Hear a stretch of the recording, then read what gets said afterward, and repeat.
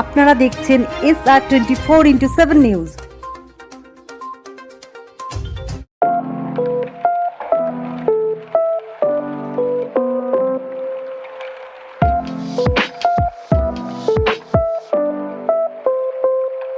আজকে যাদবপুর লোকসভার এটা আমার প্রথম meeting.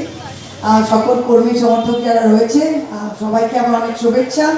Thank you very much আমাকে আমন্ত্রণ করার জন্য, আর আপনারাকেও অনেক ধন্যবাদ। সকলে যারা রয়েছে থ্যাংক ইউ। আমি খুব লম্বা বক্তব্য দেবো না, তো আমি কয়েকটা পয়েন্ট, এই লোকসভা ভোটটা না বিগত দিনের লোকসভা ভোটের মতো নয়। এখানে খালি 3-4টে জিনিস জানতে হবে। এই 3-4টে জিনিস নিজে বুঝতে হবে এবং সবাইকে বোঝাতে হবে। এই 3টে জিনিস মানুষ অলরেডি বুঝছে এখন, এবং 1 জুনের মধ্যে যদি আরো ভালো করে বোঝে তাহলে আরো কাজটা হয়। আজকে কংগ্রেসের লোক ছাড়ছে, তখন কিন্তু কেউ কংগ্রেস ছাড়তো না। কংগ্রেস থেকে একা বার হয়ে 34 বছর লড়াই করে 3বার মুখ্যমন্ত্রী হয়েছে। মমতা হওয়া অত সোজা নয়, কিন্তু মোদী হওয়া খুব সোজা। মোদী হওয়া কি, মোদী কোন স্কুলে পড়েছে আজ অব্দি কেউ জানে না। মোদী বলছেন উনি গুজরাটে পাঠশালায় পড়েছেন। আজ অব্দি কোনো বিজেপির সংবাদ মাধ্যম আজ অব্দি এমন কোনো দ্বিতীয় ব্যক্তিকে খুঁজে পাইনি যে বলে যে আমি নরেন্দ্র ভাইকে সাথ हम পাঠশালা में पढ़ते थे। এমন কোনো ব্যক্তি পাওয়া যায়নি। মোদী বলে ও চা বিক্রি করতো, খুব ভালো। মোদী বলছে যেই স্টেশনে চা বিক্রি করতো সেই স্টেশনটা ওই সালে তৈরি হয়নি, সেই স্টেশন নামক কোনো স্টেশনই ছিল না।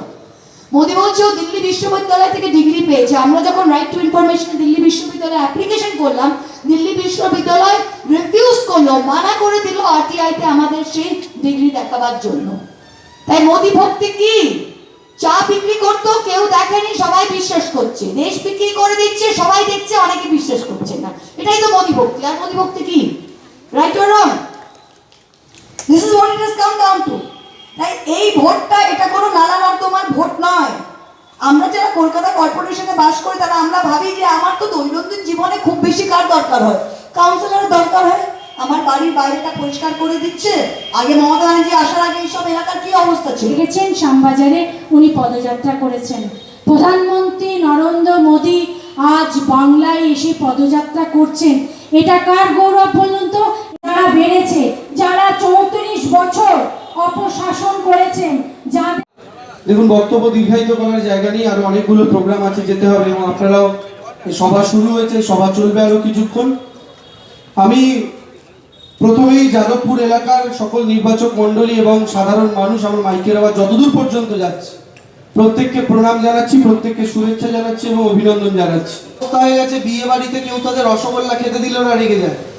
রসগোল্লা দেখলে ওদের বিধানসভা সিটের কথা মনে পড়ে। ওরা এই মুহূর্তে বাংলার মাটিতে মাথা তুলে দাঁড়ানোর জায়গাতে নেই, শুধুমাত্র একটাই কারণে, অন্ধ মমতা বিরোধিতা, অন্ধ দিদি বিরোধিতা করতে গিয়ে ওরা বাংলার মানুষের এবং বাংলারও বিরোধিতা করে বসছে। ফলে এই জায়গা থেকে সিপিএমকে দয়া করে একটিও ভোট দেবেন না, বিজেপিকেও একটিও ভোট দেবেন না। আপনাদের ভোট মমতা বন্দ্যোপাধ্যায়কে দিন, তৃণমূল কংগ্রেসকে দিন। কারণ এই মুহূর্তে ভারতবর্ষের মাটিতে যে মহিলা সর্বশক্তি নিয়ে কেন্দ্রীয় সরকারের বিরুদ্ধে লড়াই করছেন তিনি মমতা বন্দ্যোপাধ্যায়। এবং মমতা বন্দ্যোপাধ্যায় পারবেন বাংলার জন্য ছিনিয়ে আনতে। এবং সেন্ট্রালে তো এই মুহূর্তে যা পরিস্থিতি, দুটো সম্ভাবনা আছে।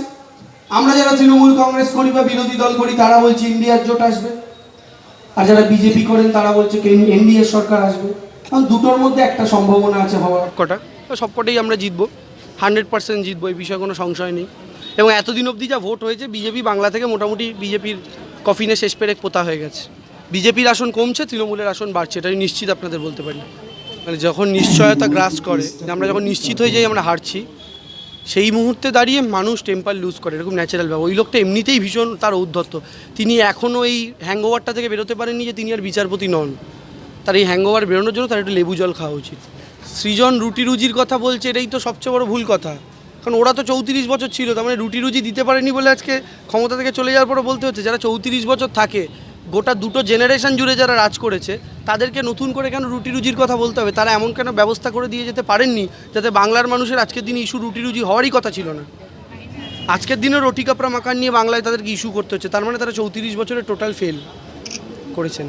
সেই জায়গা থেকে আমার বিশ্বাস সৃজন এমনি ভালো ছেলে, ভালো মানুষ, কিন্তু দলটা তো ভুল দল করছে, ফলে আলটিমেটলি লাভের লাভ কিছুই নেই। 200%। শুভেন্দুর ছাপ্পা তো অনেকটা আটকাতে পেরেছি, বাকি চোরাগোপ্তা কিছু জায়গায় করেছে, সেটা যদি ফ্যাক্টর না হয় তাহলে জিত অনিবার্য।